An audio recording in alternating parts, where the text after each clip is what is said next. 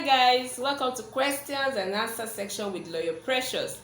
So somebody asks, and I quote, Lawyer P, is it possible to recover money owed to me by a dead person?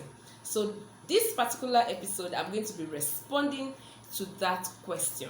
Alright, is it possible for you to be able to recover money owed to you by someone that is already dead? In other words, the answer is yes and no. Confusing, right? Let's get to it. Okay, so let's deal with the good news first. Yes, it is actually possible for you to be able to recover monies owed to you by someone that is already dead.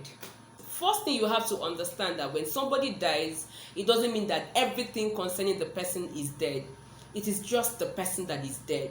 So if somebody dies, his house is not dead with him. His cars, his personal effects, his shares in the bank, money in the bank, shares, equity, whatever, anything that he owns, and all of this thing makes up the person's estate. So everything that a dead person had in his lifetime is what makes up an estate of a deceased person. And so an estate of a deceased person, that is a dead person, lives after the person has died. So in that regard, it is 100% possible for you to be able to get money or recover the money that somebody that is dead owed to you during his lifetime. And this is how you can go about it. The first thing you have to do to be able to recover money owed to you by a dead person is first thing to identify the person's estate.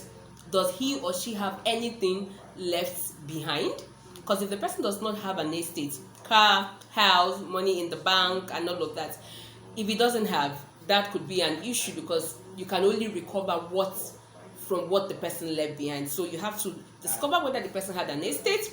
Secondly, you have to discover who are the administrators of the person's estate. So if the person died intestate, that is, he died without a will, you have to identify the people that are taking over the management of his estate through what is called letters of administration. If the person died testate, that is, the person had written a will before he died, you have to now know who are the executors. In one word, who are those managing his property? Who are those taking over his property? His wife, his children, his siblings, his relative, his lawyer. Just get to know.